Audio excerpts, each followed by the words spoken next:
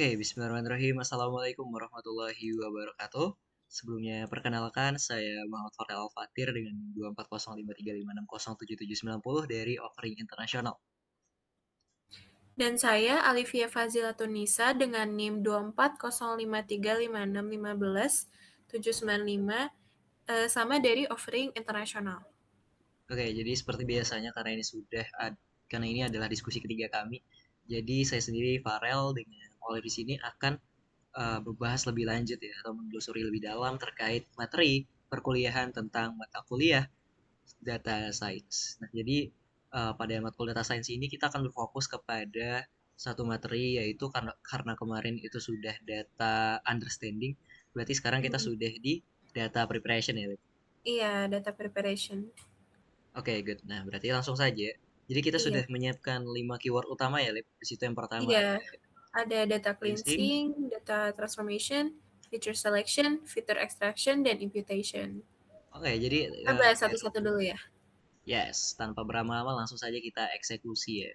Jadi di sini kita udah menyiapkan seperti biasa juga sudah menyiapkan promnya yang nanti akan langsung kita sesuaikan. Jadi di sini kita memposisikan AI sebagai dosen sains data yang akan memberikan kita materi sesuai dengan keyword yang telah disediakan. Nah, jadi langsung aja ya, Lip. Iya. Keyword yang pertama yang akan kita bahas secara langsung yaitu adalah tentang fitur extraction. Oke, salah. Tentang data Data cleansing. cleansing. Iya.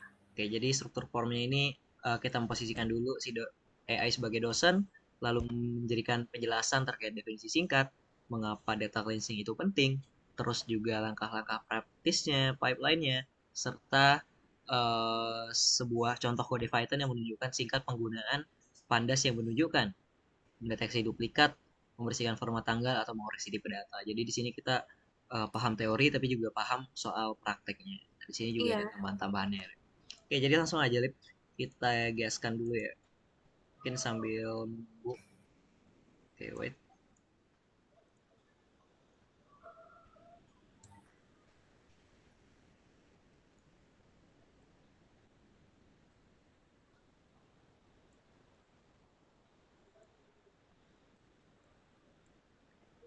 Ya, mungkin bisa kita sambil cari ya tentang data cleansing di online. Data cleansing itu apa sih? Jadi kalau aku lihat nih, Lip, data cleansing itu ya sesuai dengan namanya ya, pembersihan data supaya data itu bisa diolah. Kemarin kan itu Iya. kita udah lihat kalau data yang memang sepenuhnya belum diolah, maksud dalam olahan tuh yang belum diolah tuh contoh emang belum dipoles, terus juga Iya, seperti atau data. data mentah dan Yes. supaya dia layak dianalisis dan dimasukkan ke model, maka adanya data cleansing ini gitu ya. Oke, betul banget, Olip. Jadi data cleansing itu supaya memang data-data yang kita pakai itu adalah data yang bersih dan juga memang udah siap untuk diolah menggunakan algoritma tertentu ya. Nah, jadi contohnya nih, kalau kita lihat, kita tuh harus ngelihat dulu jenis datanya. Di sini ada nama, umur, dan juga di sini ada proses-prosesnya ya. Iya, Itu pertama menghapuskan data yang tidak relevan atau data yang atau duplikat. data yang terduplikat. Terus di sini juga ada fix structural error.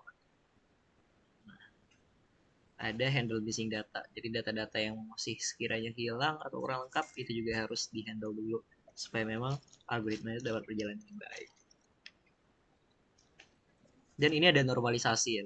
Ini juga pernah kita pelajari di database ya, soal Iya, normalisasi supaya datanya itu lebih mudah diolah dan oke, mungkin sekarang sepertinya AI-nya sudah jadi langsung aja kita coba baca ya. Boleh, Lip, mungkin dibaca, Lip, pengertian aktual dari data cleansing itu seperti apa. jadi apa itu data cleansing? Itu adalah pembersihan data, yaitu proses mendeteksi atau memperbaiki, menghapus data yang korup, tidak akurat, tidak lengkap, atau tidak relevan dari sebuah dataset. Nah, biasanya data cleansing ini eh, dilakukan ketika data itu masih mentah begitu ya. Nah, kenapa ini penting? Jadi yang pertama itu akurasi. Model machine learning ini belajarnya dari pola. Jadi kalau misalkan data mentahnya itu masih acak-acakan, nggak rapi, pasti modelnya itu juga outputnya nggak akan bagus. Kemudian efisiensi, data yang bersih lebih cepat diproses pastinya. Kemudian kredibilitas, Analisis bisnis yang didasarkan pada data duplikat akan menghasilkan keputusan yang salah. Misal melaporkan profit ganda padahal tidak. Kemudian ada langkah praktis dan masalah umum. Ayo Rel, ke bawah. Oke, oke. Atau mau dibahas dulu yang tadi? Boleh deh lanjut dulu, Lip, biar sekalian nanti Lanjut kita aja, rangkum. oke. Jadi ketika menerima data mentah, biasanya kita akan menemukan semacam kayak bukan penyakit ya, kayak ada yang belum pas gitu dari data mentah itu. Nah biasanya kayak eh, kebanyakan nih pasti adanya duplikasi data yang sama muncul berulang kali. Nah ini pastinya akan mengganggu ya. Dan kedua nilai kosong atau missing values. Sel data yang kosong seperti nol atau non itu bisa diisi dengan imputasi. Nah itu akan eh, ini mungkin udah termasuk ke keyword selanjutnya ya, imputation. Kemudian format tidak konsisten. Misal penulisan Jakarta, eh, Jakarta dengan kapital atau enggak dengan DKI Jakarta. Nah, ini bisa dianggap tiga hal yang berbeda oleh si komputer. Nah, keempat, tipe data yang salah. Angka harga tersimpan sebagai teks atau string karena ada simbol mata uang rupiah Rp di eh, yang harusnya disimpan sebagai number gitu. Kemudian ada outlier, nilai ekstrim yang aneh. Nah, ini bisa jadi error atau fakta unik. Kemudian kesalahan entry, nilai yang tidak masuk akal secara logika, misal jumlah barang minus. Oke. Nah, berarti kalau Hmm, misalnya kita kita kayaknya udah pernah deh waktu itu di kelas analisis desain algoritma. Kebetulan iya itu ada benar. dosen yang mahasiswanya itu lagi sempro. Nah, itu kayaknya bahas juga soal data science yang berkaitan dengan analisis sentimen di Twitter. Nah, aku Iya, jadi teringat ya, Liv. Ternyata kalau salah satu proses data cleansingnya, mereka milah komentar di Twitter atau di X itu, mereka tuh melakukan pembersihan data dulu terkait kata-kata atau iya kata-kata yang memang sifatnya netral atau mungkin tidak netral yaitu mereka olah terlebih dahulu. Ada yang dihapus iya, mungkin atau ada yang di otak-atik dulu istilahnya. iya Oke, betul sih. betul. Jadi emang linear ya. Contohnya juga kalau misalnya ini nih Iya, yang paling penting nih, kayak format tidak konsisten. Bahkan konsisten itu penting banget ya karena penting komputer banget. itu sifatnya sensitif ya. Walaupun dia hanya beda kapital doang. Betul, betul. Sekali lagi Hmm, komputer itu bukan manusia dan manusia iya juga bukan betul. komputer. Nah, karena kalau misalnya komputer pasti memandang J besar dan J kecil aja, itu udah beda. Iya, Sensitivitasnya lebih tinggi. Oke. Ini toolsnya ya. Kalau tools yang biasa yang pasti udah kita lihat pasti itu ada Python. Python. Python itu untuk data table-nya, manipulasinya, SQL untuk nyimpan database-nya sama OpenRefine ya. Ini baru aku dengar ya. Tool berbasis GUI untuk cleaning data yang sangat berantakan. Bagus untuk non-coder. Oke, good. Aku jadi penasaran pengen coba lihat OpenRefine. Open Refiner ya? Iya. Belum pernah kedengeran ya, belum pernah coba. Tapi ini sempat dibahas juga ya di pelajaran di pertemuan minggu Iya, kemarin ya soal data science open refine. Oke, ini dia. Berarti dia emang buat ini ya, buat membersihkan sebuah data. Oke, good. Kita bisa balik lagi. Nah, ini ada contoh kodenya. Jadi, kira-kira kamu bisa menjelaskan nggak, Lip, contoh atau alur kodenya ini buat apa sih? Kalau ya dari sini, kira-kira nih, segampangnya aja. mungkin alurnya ada sebagai contoh data data data dummy dulu, kemudian nanti akan ada proses pembersihannya. Ya, betul, betul. Oh, oke, Duplikat jadi dihapus, format tanggal distandarisasi, kemudian tipe data umur diubah menjadi numerik.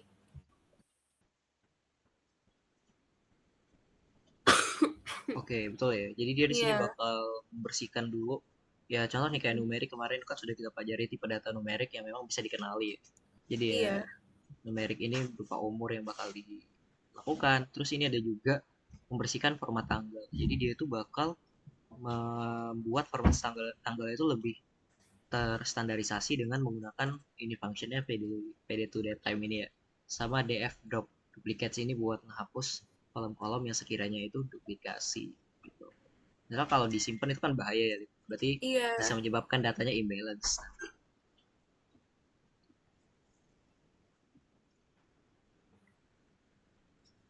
Oke, sebelum kita pra-analisis itu ada hal yang wajib dilakukan ya atau diinstruksikan. Pertama itu cek dulu ya. Yang pertama, apakah jumlah baris itu sesuai dengan ekspektasi? Jadi harus sesuai dengan jumlah kita. Terus apakah setiap kolom memiliki tipe data yang benar? Oh, ini ada penjelasannya ya. Ada df info, terus apakah rentang nilai yang masuk itu masuk akal, ada df describe sama data kategori konsisten. Cek df kolom atau unique untuk typo. Jadi kita dikasih cara praktikumnya juga. Hmm, Nah, ini ini Lip banyak juga ada kesalahan umum kesalahan juga. ya. Iya. Hmm, gimana tuh gimana kalau kesalahan umum yang biasa dilakukan nih sebagai anak kuliah yang baru mencoba praktik nih. Ini sih pastinya tidak menyimpan kopi dari data aslinya. Karena kan kita Betul ya. nggak tahu ya apa yang akan terjadi gitu di masa depan. Misal tiba-tiba laptopnya kenapa-napa. Kayak ini aku juga baru ganti laptop, terus aku banyak yang nggak nge-backup, tidak nyimpan kopi dari file. Nah itu tuh penting banget sih. Kita tuh harus menyimpan kopi buat salinan. Kalau di sini konteksnya untuk eh, apa ya, sebelum membersihkan si datanya gitu ya. Jadi kalau misalkan ada kesalahan tidak perlu load diulang dari awal gitu. Oke, betul-betul. Apalagi kan kalau SQL Iya, itu basisnya kalau misal sudah terotak-atik semuanya, itu kita nggak bisa undo ya. Itu salah satu cara terbaiknya iya memang bener. per Hmm, section atau per kita melakukan proses apapun itu memang harus di backup dulu per tahap. Ini juga ini nih menghapus data tanpa pikir panjang juga harus hati-hati. Terus juga iya, mengisi missing value, lupa mereset indeks dan juga kebocoran data ini harus hati-hati. Nah, ini juga adalah latihan praktikum yang mungkin nanti kita coba diimplementasi ya. Mungkin nggak sekarang, tapi iya. kita yang penting itu sudah paham gitu caranya. Oke, good, good. Sampai sini oke ya, Lip ya? Udah paham ya Oke, soal data oke. cleansing ini? Paham, udah paham. Oke, good, good, good. Nah, berarti kita bakal coba langsung lanjut aja ke Ke data transformation. data transformation. Oke, good. Berarti langsung Iya, aja ini udah siap juga di sini. Ini polanya sama ya, iya. memposisikan dulu sebagai dosen, Kira-kira bedanya apa ya sama data materinya cleansing? ya. Oke, coba kita lihat data Data transformation. transformation. Oke, coba kita lihat dulu. Ini ke record kan ya? Oke, good. Sudah 12 menit. Oke, kita coba lihat juga visualization-nya atau pengertian umum di internet ya. Data transformation.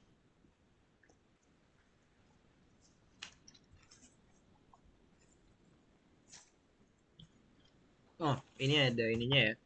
Jadi data transformation ini kalau kalau kita lihat di sini itu tahapnya lebih general ya. Kalau data cleansing itu kan spesifik yang ada di dalamnya. Iya, Berarti transformation itu banyak. Ada data sourcing, cleaning, integration, sama data transformation sampai ke data delivery. Oke, menarik. Mungkin nih awal juga ya. Kita lihat dulu. Kalau kita lihat pengertian umumnya di internet, to identify current data transformation in database, you need to examine about how data changes are tracked and how transformation logic is applied. This involves leveraging built-in database features like change data capture or change tracking. Oke, oke, langsung kita lihat saja. Oke, ini dia langsung ngasih perumpamaan ya. Kalau iya. kemarin kita belajar data data cleansing, hari ini kita masuk data transformation. Data cleansing itu ibarat kita cuci bahan makanan agar higienis, oke, biar bersih. Tapi kalau transformation itu dipotong, dikupas dan Mengupas marinasi bahan tersebut marinasi. siap biar bisa dimasak atau dimodelkan. Oke, berarti ini lebih tahap lanjutnya ya. Kalau Iya, udah tahap dibersihin lanjut berarti dari data cleansing. di transformation. Oke. Iya. Oke, kita coba mulai dari definisinya dulu. Data transformation adalah proses mengubah format, struktur, atau nilai data menjadi bentuk yang lebih kondusif Lebih bagi kondusif. algoritma machine learning untuk menemukan pola. Jadi, mengapa penting ya? Bahasa mesin itu kan nggak kenal dengan yang nama warna merah, hijau. Mereka tuh cuma ngerti nilai 01 gitu atau 01. boolean 0, 1, true or false. Juga pentingnya itu buat skala prioritas. Dan transformasi algoritma akan menganggap gaji 10 juta lebih penting daripada umur 25 karena hanya angkanya lebih besar. Oke, jadi mulai mengelompokkan atau mengenali jenis suatu data tersebut ya. Hmm. Terus distribusi normal. Banyak algoritma statistik bekerja optimal jika data terdistribusi lonceng atau Gaussian atau normal. Oke, oke mungkin bisa dibaca ya Lip, yang bagian nomor 2 nih, transformasi numerik di data Iya, text cerita. tujuannya itu menyamakan lapangan permainan atau variabel. Jadi intinya tuh data yang sudah bersih ini disamakan gitu untuk lebih bisa dimasukkan ke dalam model agar lebih ini gitu ya. Nah, kemudian scaling dan normalization mengubah data sehingga rata-rata sama dengan 0 dan standar deviasi 1. Jadi, kapan ini dipakai? Algoritma berbasis jarak atau key nearest neighbors. Oh, ini udah pernah dibahas juga. SVM, kemudian neural networks.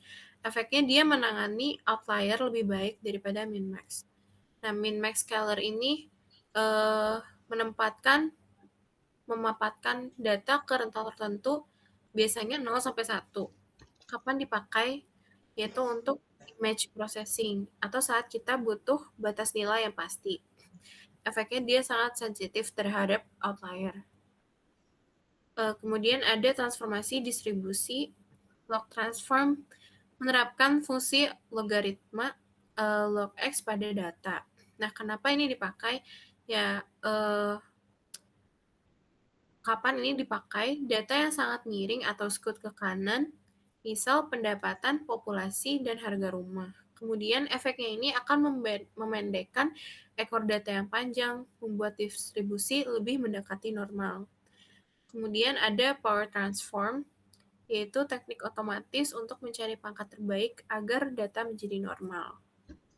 Oke, karena tadi itu kan ini soal transformasi numerik itu dari angka ke angka. Iya, Berarti ini caranya supaya memang data itu lebih bukan lebih rapi tapi transformnya itu bisa membuat modelnya itu lebih seimbang ya, lebih balance. iya. Dan lebih Hmm, simpel mungkin ya. betul betul betul. Nah sekarang berarti itu ada transformasi kategorikal atau dari teks ke angka. Kalau tadi dari angka ke angka baru, jadi ini Ini dari teks ke ke angka teks ya. ke angka. Nah ini kemarin sempat kita pelajarin juga ya. Kalau encoding itu mengubah sebuah nilai data tertentu yang isinya teks itu menjadi sebuah angka. Contoh kalau kayak data ordinal Kayak tadi. encoding ya mm, kayak S itu 0, M itu iya, 1, L2. ada itu Oke. dua. Kalau one hot encoding membuat kolom baru untuk setiap kategori isinya 0 atau 1. Jadi cuma 0 atau 1 ya. Kapan dipakai itu data nominal yang tidak ada urutannya seperti warna atau kota. Jika kategorinya ribuan, dataset akan jadi sangat lebar. Ini resikonya sih. Nah, terus ada encoding lanjut. Jadi ganti teori dengan rata-rata nilai target atau variabel ya untuk kategori tersebut. Nah, itu dipakai ketika kategori dengan kardinalitas tinggi atau variasinya itu bisa dibilang banyak ya. Nah, ini juga ada terakhir itu transformasi tanggal dan teks. Nah, ini yang kayak tadi ya. DF to date to time, date to date time. Jadi dia mesin itu nggak paham 25-2023. Nah, jadi nanti Jadi kan ada dipecah ya, programnya jadi ya. fitur numerik. Iya. Yes, dia memecah programnya atau ada function khusus ya gitu. Jadi dia bisa ngubah data itu jadi sebuah tanggal itu jadi sebuah nilai numerik yang memang dapat dihitung.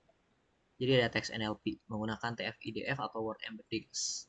Nah ini ada kok contoh code-nya ini. Kira-kira kalau alurnya gimana? Paham nggak kamu soal ini, Lip? Alur Hmm, dari kode ini? alurnya pasti ada dataset dummy dulu ya. Terus ini apa nih? Numeric transformation. Berarti kita mentransformasi datanya satu-satu mulai dari numerik log Oke, gaji agar aman dari ini. Kemudian scaling untuk umur. Categorical transformation. Oh, ini ada SMA, S1, S2, dan S3. Seperti tadi, eh, label encoding ordinal itu kan transformasi dari teks ke data ya. Berarti SMA itu 0, S1 1, S2 2, dan S3 3. Kemudian ada one hot encoding. Kalau kita lihat di sini, apa ya Rel kira-kira one hot encoding ini? kalau one hot encoding itu dia mengubah datanya ya. Contoh data-data kota. Ini kota satu itu 0, kota 2 itu 1, 2, dan Oh, 3 kayak tadi. oke. Kemudian digabungkan hasilnya. Yes, Setelah begitu. transformasi. Nah ini ada, berarti ini dijelasin semua ya, contoh-contoh tadi kan ada tuh. Scaling, Iya. scaling, transformation-nya ini dicoba satu persatu supaya kita paham terus bentuknya itu gimana.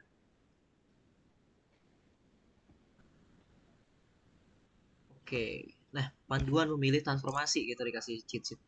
Jadi kalau tipe modelnya itu distance based atau yang berjarak, jadi itu kita wajib menggunakan encoding pilihan yang kuat. Scaling. Iya, one hot Ya, encoding. perlu scaling. Terus ada linear model, sangat disarankan agar konvergen cepat. One hot lock transfer jika targetnya skew atau miring gitu. Terus ada tree base. Tidak, pohon keputusan membelah data berdasarkan urutan nilai, bukan data.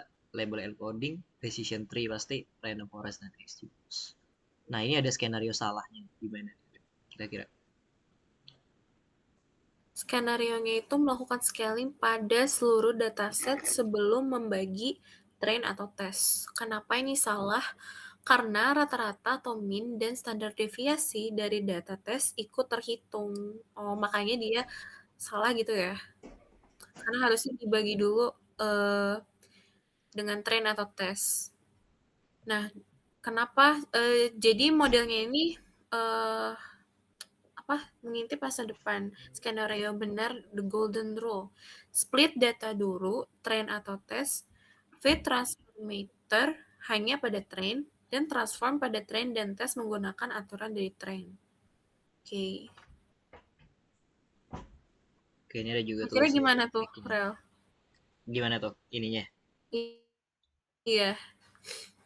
Oke, jadi menurutku ya kalau misalnya skenario yang salah itu kita melakukan scaling sebelum pada seluruh dataset sebelum membagi train sama Di tesnya. Jadi kan train, iya.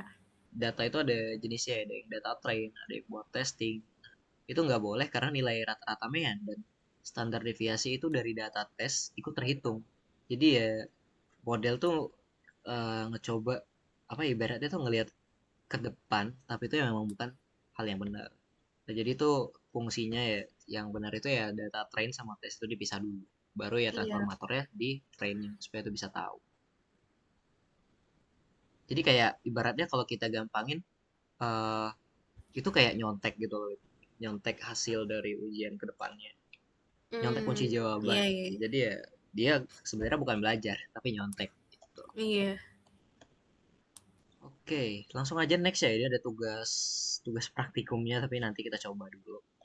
Nanti kita coba ya di off cam karena kita coba mempelajari basicnya dulu. Sekarang sudah menit ke 22. Oke, kita lanjut ke keyword ketiga yaitu fitur selection. Oke, Filter langsung saja ya. selection.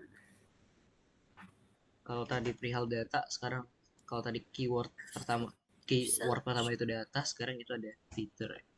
Coba kita lihat.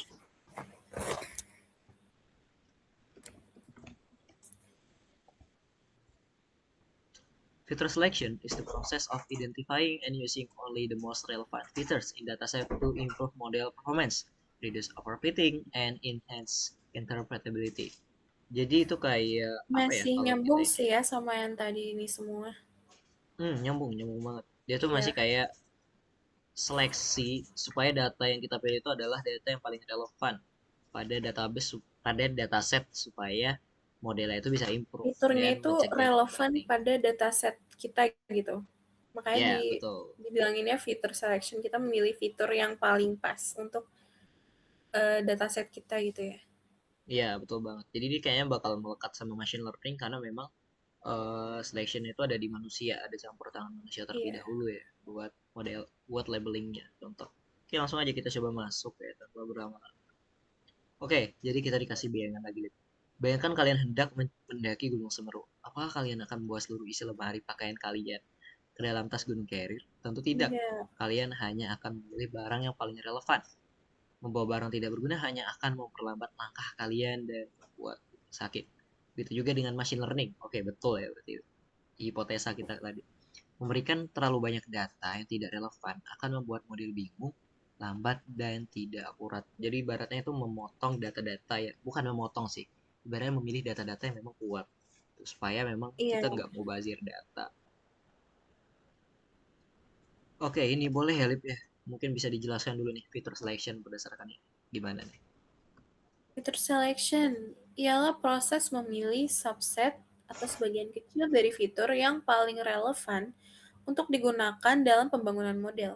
Kita membuang fitur yang redundant atau duplikat informasi atau yang tidak relevan. Kenapa ini bermanfaat?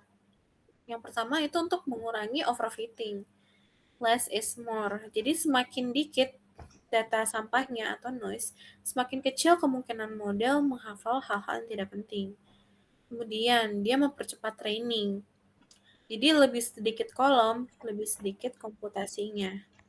Tapi dengan lebih sedikit kolom ini, eh, data-data itu masih relevan gitu ya. Jadi eh, makanya lebih sedikit kolom gitu. Kemudian interpretabilitas. Jauh lebih mudah menjelaskan kepada bos atau klien pengaruh 5 variabel terhadap penjualan daripada menjelaskan 100 variabel. Kemudian menghindari curse of dimensionality. Data menjadi sangat renggang jika dimensinya terlalu tinggi, membuat model sulit menemukan pola. Jadi itu manfaat-manfaatnya dari fitur selection. Oke, oke. Jadi kita bisa tahu ya, eh, data yang banyak itu baik, tapi kalau misalnya data itu isinya bagus, gitu ibaratnya. Jadi Iya. yang kita seleksi itu memang sudah harus benar. Percuma kalau datanya banyak, tapi isinya memang tidak baik dan tidak benar untuk model, ya pasti hasilnya juga ngawur ya. Nah, jadi Iya, ada betul. klasifikasi atau metode seleksi fitur nih. Jadi yang pertama itu ada filter method. Nah, Filter methods. metode ini bekerja sebagai algoritma machine learning disentuh. Ia menggunakan label statistik murni untuk menilai hubungan antara setiap Ini fitur ada dengan target label. Ini contohnya juga ada Pearson Collection, Correlation, C-square, Mutual Information, dan Variance Ratio. Jadi kalau hmm, variance ratio ini contohnya buang fitur yang nilainya sama semua. Jadi kayak yang hmm, apa yang memiliki kesamaan atau hampir pada duplikasi itu pasti harus eliminasi dulu ya. Nah, tapi ada kelebihannya. Kalau kelebihannya juga sangat cepat dan tidak bias, tapi kekurangannya mengabaikan interaksi antar fitur. Misalnya kayak fitur A sendirian tidak berguna, tapi jika digabung fitur B jadi sangat berguna. Oke, oke. Jadi dia sifatnya lebih independen ya seleksinya gitu. iya. Tidak terlalu bergantung. Dia nggak bisa nilai yang bergantung. Ini ada contoh code-nya ya. Ini pakai sklearn, sklearn dan fitur selection. Oke, ini juga lip, boleh lip dibaca lip wrapper methods gimana tuh ceritanya. Kemudian ada wrapper methods trial dan error. Metode ini menggunakan model machine learning sungguhan untuk menilai kumpulan fitur. Nah, prinsipnya coba latih model dengan sekumpulan fitur. Cek akurasinya. Lalu tambah atau kurangi fitur, cek lagi, ulangi sampai optimal. Oh, gitu caranya. Kemudian contoh teknik, recursive feature elimination. Mulai dengan semua fitur, buang fitur terlemah, kemudian ulangi. Itu contoh fiturnya. Nah, ini tuh kelebihannya mempertimbangkan interaksi antar fitur.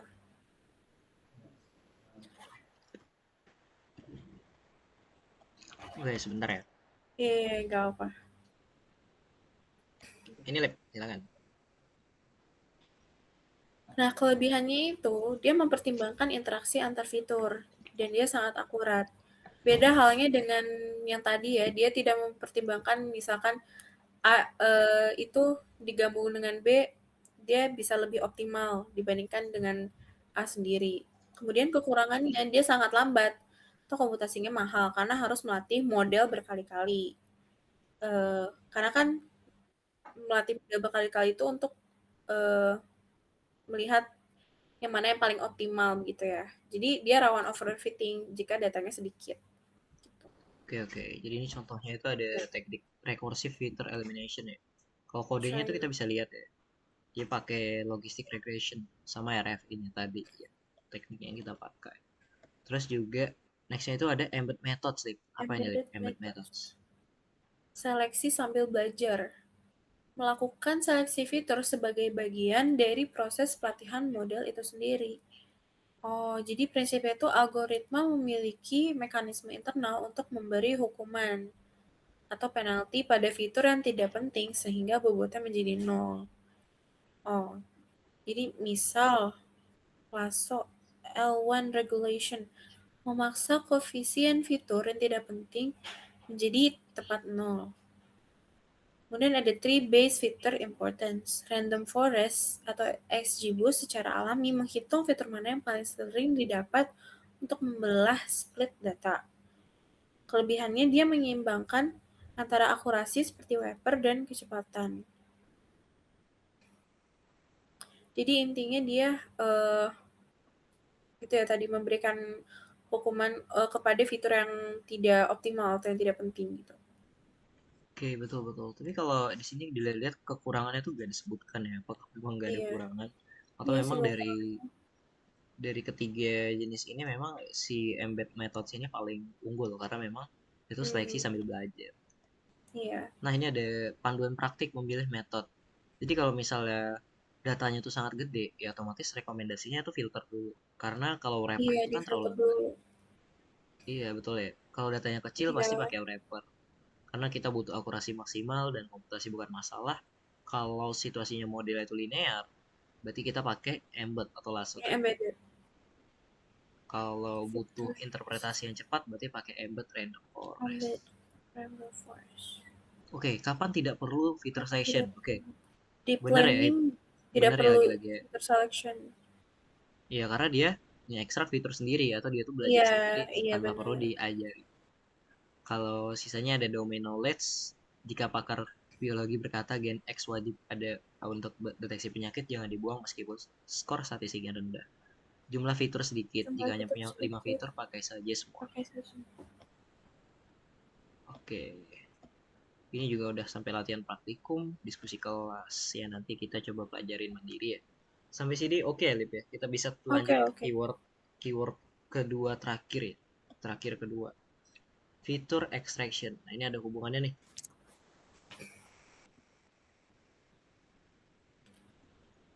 Kita sambil cari ya. Feature extraction. Ini kayaknya udah pernah Extraction. kita pelajari. Involves transforming raw meteorological data into a more informative and compact set of attributes that can be effectively used in machine learning models. Jadi dia apa ya, mengkategorikan atau melakukan ekstraksi kepada sebuah data secara intinya. Jadi ini ada nih. Nah, ini gampangnya gini ya. Ini ada data mentah. Kalau udah di fitur extraction, dia udah bisa sesuai dengan Iya. contohnya. Gitu. Oke, jadi langsung saja kita kembali ke sini. Oke, di kita ini, kalau kita kemarin belajar fitur selection, memilih bahan terbaik, hari ini kita akan belajar fitur extraction, mengolah bahan Oh, menjadi bahan sesuatu menjadi yang sesuatu baru. yang baru. Oke, jadi ini apa ya, contohnya itu kayak masak-masak ya. Kalau tadi Iya, data cleansing itu bersih-bersih, transformation itu dipotong-potong, kalau selection itu pilih bahan, kalau extraction itu mengolah bahan jadi sesuatu yang baru. Contohnya, bayangin kalau kita punya 10 jenis buah berbeda. Fitur selection adalah memilih 3 buah terbaik, sedangkan fitur extraction adalah memasukkan 10 buah tersebut ke dalam blender untuk membuat jus campur. buat jus campur.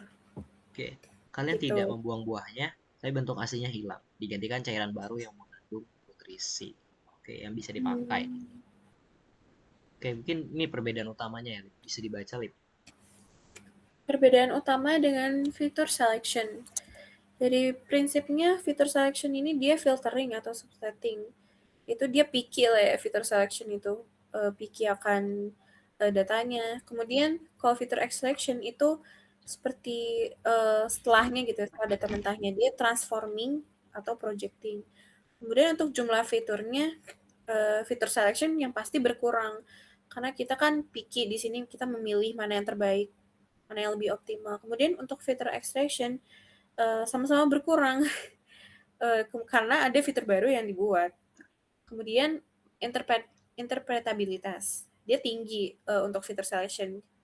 Kita tahu kalau umur itu berpengaruh contohnya di sini. Kalau fitur extraction itu interpretabilitasnya terendah karena uh, yaitu tadi. Nah, kemudian data asli. Data aslinya dipertahankan sebagian untuk fitur selection. Kalau fitur extraction itu diubah total menjadi representasi yang baru. Kemudian untuk contohnya, fitur selection membuang kolom yang korelasinya rendah. Kalau untuk fitur extraction, contohnya menggabungkan panjang dan lebar menjadi luas. Gitu ya, kurang lebih. Contohnya. Oke. Kenapa sih kita butuh fitur extraction? Karena yang ada curse of dimensionality tadi ya, sama kayak sebelumnya. Karena kalau datanya itu terlalu banyak dan bazir ibaratnya atau kurang kurang terbaik ibaratnya, Iya, itu adalah data itu bakal jadi renggang dan jadi itu sulit renggang. belajar. Karena Mm-mm. ibaratnya itu paling gampangnya bahan belajar itu jelek. Terus juga menangkap struktur laten. Kadang informasi penting bukan hanya pada variabel tunggal, tapi pada kombinasi antar pola. Misal ternyata gaya hidup itu ditentukan dari gabungan gaji plus pengeluaran. Jadi dia tuh bisa melihat pola-polanya dulu ya. Butuh fitur extraction. Karena memang ini ada kaitannya dengan analisa manusia yang memang harus Mm-mm. eh, penting dan memang akurat. Visualisasinya, Visualisasi. contoh manusia hanya bisa melihat 2D atau 3D. Kita butuh cara menempatkan data 100 dimensi menjadi 2 dimensi agar bisa Hmm, diplot. Ini visualisasi data atau EDA pada umumnya lah ya. iya, Nah ini ada tekniknya, Lip. ada Gimana tuh tekniknya. tekniknya? PCA atau Principal Component Analysis. Jadi PCA itu memutar dan memproyeksikan data ke sumbu baru atau Principal Components yang menangkap informasi terbesar. Misal ada Principal Component 1, garis yang menangkap variasi data paling besar, dan kedua itu tegak lurus dengan PC1 menangkap variasi terbesar kedua. Kapan ini dipakai? Ini untuk data numerik, multikolinearitas tinggi, antar variabel saling berhubungan, dan butuh visualisasi. Oke, berarti ini dia Ya, memproyeksikan data ke sumbu baru ya. Terus ini iya. ada juga ada contoh code-nya. Terus ada teknik teks nih. Ada list E dan topic modeling. Jadi data teks yang biasanya bolong-bolong atau sparse dan dimensinya raksasa, itu dia bakal diolah dengan teknik ini. Jadi, dia tuh bakal pakai singular value decomposition pada matriks TF-IDF untuk menemukan konsep di balik kata-kata. Jadi kalau dipakai di sklearn ya, dia tuh bakal pakai truncated SVD karena PCA tidak bisa mendukung sparse matrix. Hmm, Gimana? Nah, ini biasanya pakai di contoh yang di Sempro yang kita tonton tahun lalu iya, itu, iya. kemarin itu ada di apa ya namanya ya? Di Segmentasi ya, analisis oh, segmentasi. segmentasi. Nah, ini juga ada teknik. Wow, ini ada gambarnya ya. Jadi ada teknik Ada lanjut, embedding. auto encoder dan embedding, ada LDA. Terus juga ada, oh ini ada nih. Kalau Deep deep learning. learning itu ada auto encoder. Jaringan saraf tiruan yang dipasang untuk mengompres data lalu mengembalikannya lagi. Bagian tengah yang sempit bottleneck adalah fitur hasil ekstraksi. Jadi di tengahnya ini ada ekstraksinya ya. Oke, wait. Agak naik nih. Dan ini ada embeddings-nya. Nah, ini juga ada panduan praktis. Jadi, bagaimana kita tahu harus mereduksi data 2, 5, atau 10 menjadi komponen? Nah, itu kita bisa gunakan atribut, oke, sorry, explain variance ratio. Kita biasanya ingin mempertahankan 80% sampai 95% informasi asli. Hmm, Nah, ini ada ada trade-off. keuntungan dan kerugian. Ya, yeah. kerugiannya sih ada black box ya, sulit menjelaskan kekelahian arti variabelnya. Ada Hmm, informasi yang memang hilang karena memang harus diekstraksi terlebih dahulu. Dan komputasi awalnya butuh resource memory. Tapi kelebihannya, of course, model lebih cepat, akurasi meningkat, dan visualisasinya pun bisa kita buat dengan dimensi yang lebih baik. Begitu. Sampai sini oke ya, Lip? oke, oke. Oke, ini kan kita udah baca fitur extraction. Berarti kita lanjut ke keyword terakhir ya, Yang tentang terakhir, imputation. Kayaknya kamu udah pernah baca tentang imputation ya, Lip? Aku belum baca gitu. Kira-kira imputation itu tentang imputation, apa, Lip? invitation ya. Tadi apa ya aku baca? Hmm, coba kau ingat lagi. Itu tuh semacam mengisi data yang hilang atau missing values gitu. Jadi kalau nilai kosong, jadi mau diisi apa gitu. Intinya gitu. Oh, oke Mm-mm. oke betul ya. Is the process of replacing missing or null values in a Mm-mm. dataset with estimated for or predicted values. Oke, jadi ini memang ada estimate ya berarti. Berarti Iya, ada ini itu berarti kita harus sedikit ini ya, menerawang ya. Oh, gini iya. nih contohnya nih. Oh, ternyata ada praktik seperti ini ya. Oke, menarik. Tapi masih dipertanyakan gitu, si missing data ini, diisinya tuh berdasarkan apa, bagaimana gitu. Karena kan kita nggak bisa asal mengisi data yang hilang gitu kan. Mungkin harus ada kayak patokannya atau apanya gitu. Betul, Nah, ini betul. coba kita cari tahu ya Berarti di ya harusnya ada teknik khusus ya. iya, Jadi, oke langsung nih. Bayangkan Anda sedang menyusun puzzle 1000 keping, tapi 50 kepingnya hilang. Apakah Anda akan membuang puzzle itu? Tentu tidak. Anda mungkin akan mencoba menggambar sendiri kepingan yang hilang berdasarkan. Oke, jadi itu adalah melengkapi part yang hilang atau puzzle yang hilang. Nah, ini bisa dibaca Lip, mungkin Lip, mengapa iya. imputasi itu penting. Apa itu imputasi dan mengapa penting? Imputasi itu adalah teknik pengganti data yang hilang, missing value seperti yang tadi aku jelaskan, dengan nilai substitusi yang masuk akal. Mengapa tidak dihapus saja? Satu, kehilangan informasi. Oh iya. Jika Anda menghapus setiap baris yang memiliki satu saja nilai kosong, datasetnya pasti bisa menyusut drastis. Misal dari 1000 baris tinggal 200. Oh gitu. Kemudian bias. Menghapus data bisa mengubah distribusi asli, terutama jika data yang hilang tersebut memiliki pola tertentu. Kemudian persyaratan model. Kebanyakan algoritma machine learning itu tidak memproses input not, not a number gitu. Oke, jadi dibandingkan nilainya dibiarkan kosong, lebih baik itu diisi Iya, dengan lebih baik diisi aja ya, tapi diisinya dengan substitusi yang lebih masuk akal gitu. oke betul betul dengan nilai yang masuk akal memang tidak merusak dari modelnya. Nah, jadi ini ada tiga jenis missing value-nya atau Kehilangan missingness mechanism. Yang pertama itu ada missing MCAR, completely at random. random. Hilangnya data Berarti tidak ada hubungan dengan nilai hubungan dengan apapun. apapun. Ini acak. Contoh, kuesioner tertumpah kopi sehingga halaman Namanya 2 tidak tidak terbaca. terbaca. Solusi aman untuk dihapus atau diimputasi sederhana. Yang kedua ada MER, missing at random. Hilangnya data berhubungan dengan data lain yang teramati, tapi bukan nilai itu sendiri. Contoh, Rel, pria. nge-lag. Oh, nge-lag ya? Aman nggak? Aman Halo, nggak sekarang? Halo, halo, halo. halo, Halo, halo. Halo. Cek, cek, cek. halo. Halo, halo. Gambarmu Halo. hilang. Oke, wait.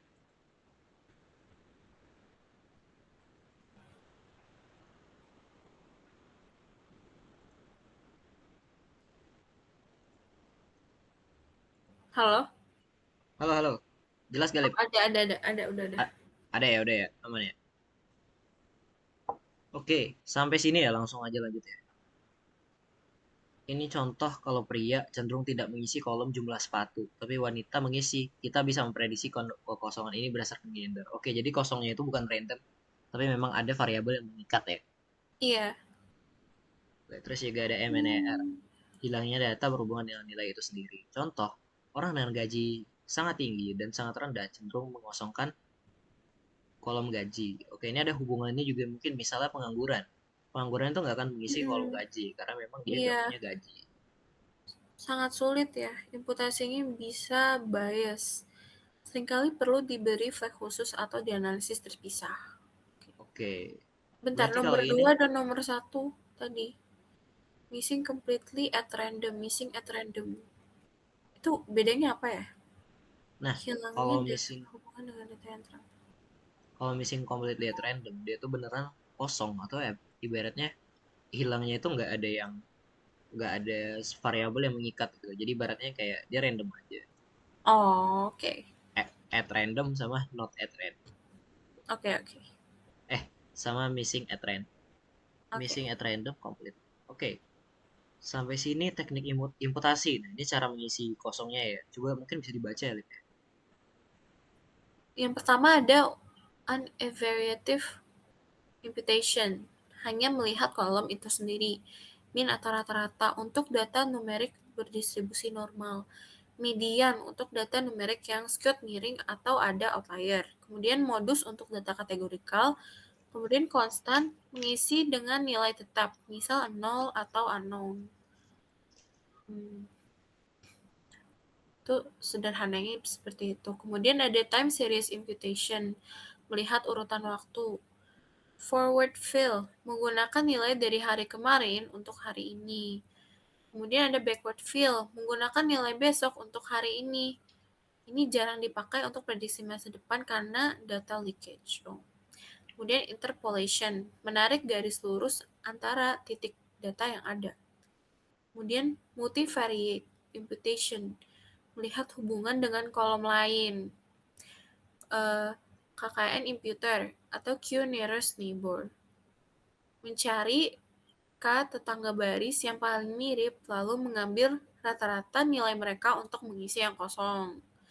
Kemudian multivariate imputation by chain equations atau iterative imputer, panjang ya, MICE, memperlakukan kolomnya hilang sebagai target Y dan kolom lain sebagai fitur X, lalu melakukan regresi berulang-ulang untuk memprediksi nilainya. Jadi tiap kasus punya tekniknya masing-masing gitu ya. Oke, betul-betul. Ini juga Iya. ada contoh code-nya ya. Jadi dia tuh pakai apa ini? Rule enable dari experimental sama enable iterative imputer. Ini imputer ini fungsinya membuat emang imputasinya tadi, memilih mengisi pola-pola yang kosong. Ini ada strategi imputasi. Jadi, kalau misalnya kondisi datanya itu missing lebih kurang dari 5% atau MCR, missing completely random, ya datanya bisa di drop aja, boleh gitu. Berarti nggak boleh ngapus data ya. Ada numeric normal, berarti pakai min imputation, dan juga ada jenis-jenis lainnya nih. Ada missing lebih dari 50%, bisa drop column, ada pola MER, bisa pakai QNF, berarti ada sesuai dengan kondisi tertentu. Nah, ini ada kesalahan umumnya, Lip. Gimana tuh, Lip? Pasti data leakage ya, kebocoran data. Ini common banget di semua materi. Melakukan imputasi, menghitung min atau median pada seluruh dataset sebelum membagi train atau split.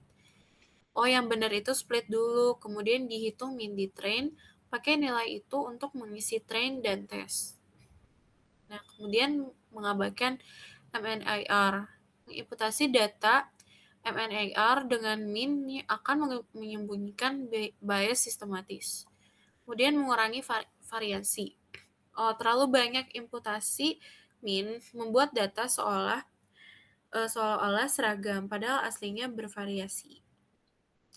Kemudian kesalahan selanjutnya membulatkan hasil sembarangan. Pakaian imputer bisa menghasilkan jumlah anak 2,5. Ini tidak masuk akal, harus dibulatkan. Kemudian lupa kategori baru. Saat imputasi kategorikal dengan modus, jika di data tes muncul kategori kosong, pastikan imputer bisa menanganinya. Oke, ini ada kesalahan-kesalahan umumnya ya. Mm-mm. Juga sisanya ada diskusi dan latihan praktik seperti biasa. Iya. Nah, berarti kan sepertinya udah selesai semua ya. Iya, udah selesai 5 keywords yang udah kita bahas. 5 keywords dengan total waktu itu kurang lebih 48 menit. Nah, jadi sekarang Oh, kita coba langsung wow. ini aja ya, Lip ya. Apa namanya? Quiz. Oh, yes, quiz seperti Iya. biasa. Kita hidupkan dulu kanvasnya sekarang berdasarkan seluruh hasil diskusi. Tolong buatkan saya kuis 10 soal untuk latih kompetensi saya.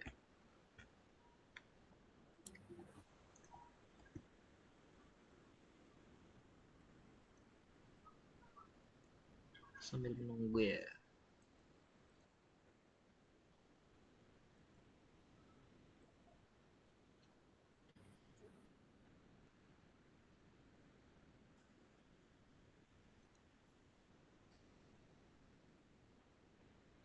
Oke, udah jadi nih. Langsung aja ya, Lip ya. Iya, Dalam teks konteks data cleansing, cleansing. apa yang dimaksud dengan prinsip GIGO? Garbage in, garbage out. Jelas banget gak sih ini? Iya, garbage in, garbage out. Oke, langsung Data saja. Oke. cleansing. Prinsip ini menegaskan bahwa kualitas output dari sebuah model machine learning sangat bergantung pada Bergantung kualitas pada ya. kualitas data. Oke, next. Mekanisme missing data di mana hilangnya data berkaitan langsung dengan nilai data itu sendiri adalah, Misalnya, tadi disebut. ini barusan banget nih, masih fresh nih. Iya, berarti itu missing Missing not at random. Ini Ah, missing at random gak sih? oh ya, missing at random. Oke, missing at random ya. Kalau completely Karena itu beneran random. iya. Oke, coba. Salah Oh, dong. oh, Eh, bener ya, missing oh, not at random. Karena dia aku yang sengaja salah. ini kan, dia sengaja nggak ngisi. Oh iya, astaga. Heeh. Oke, sorry. Lupa. Next. Jika sebuah kolom Sebuah numerik kolom memiliki banyak numerik missing memiliki banyak values. missing values dan mengandung beberapa at random. Metode adalah forward, itu Ah, forward fill itu yang masa depan itu bukan sih? iya, dia ngisi nilainya itu dari waktu ke depannya. Eh, enggak sebelumnya, nilai sebelumnya, hari sebelumnya. Kalau backward fill itu sebaliknya. Cukup ini ya, cukup sulit ya. Iya, Mode kalau median kalau misalnya mediannya kan nilai tengah. kayaknya Kalau enggak misalnya deh. kalau misalnya outliernya tinggi, harusnya mediannya agak aneh ya. Harus mean kah? Forward Mean fill rata-rata atau forward fill? Maybe. Mau dicoba forward fill? boleh. Oke, coba satu, dua, tiga. Salah Salah. ya ternyata. Oh, ternyata yang benar Median. median. Median bersifat robust atau kebal terhadap tarikan nilai. Oh, oke, salah ya berarti Hmm, analisisku sebelumnya. Gak apa-apa. Belajar. Teknik teknik data data transformation. transformation. Mana yang paling tepat mengubah kategorikal SD, SMP, SMA S1? Berarti itu label Encoding. encoding. Oke, Ya, label encoding ya jelas banget ya. teks Oke, ke benar. number, iya. Untuk menghindari data leakage saat melakukan penskalaan scaling, urutan melangkah manakah yang paling tepat? Data leakage Data saat scaling. leakage, split, fit, atau pada train, dan test. Kan.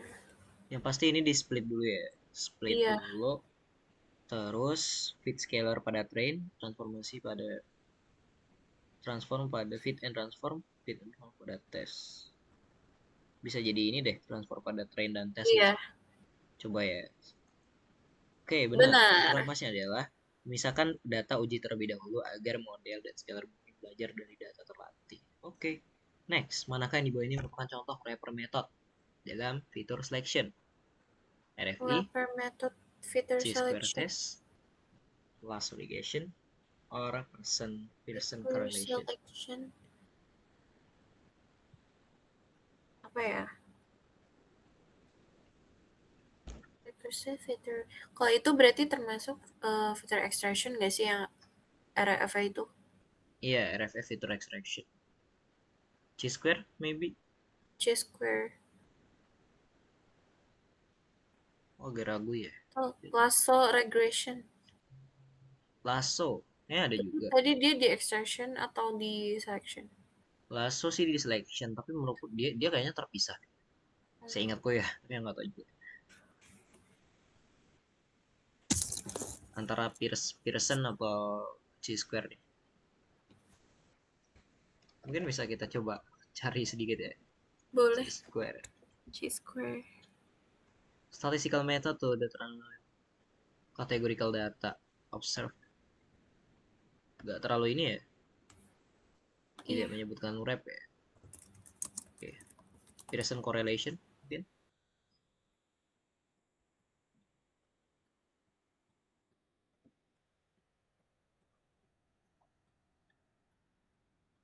Atau kita coba lihat lagi ya.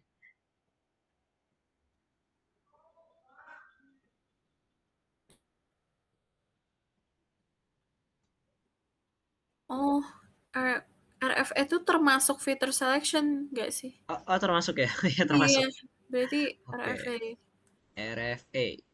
Oke, good. Salah ya, salah ingat tadi. Menggunakan fitur Filter importance bawaan importance algoritma one. importance. Klasifikasi seleksi apa? Embedded Random method kah? forest. Filter method kah? Enggak, kalau embed kagak. Filter kayaknya deh. Filter Oh, method. kalau chi-square tadi itu masuknya ke ini. Berarti apa itu tadi fitur Fil- importance? filter. Gak masuk filter. Berarti harusnya ke embed. Embedded method. Oh iya, masuk ke embed ya. Embed method. Oh, Eh, eh, rapper nggak sih? embed. Ininya. Embedded method. Iya. Yay. Iya. Next. Apa tujuan utama dari PCA? Mereduksi dimensi Principal data. component analysis itu tadi aku baca Ini A nggak sih?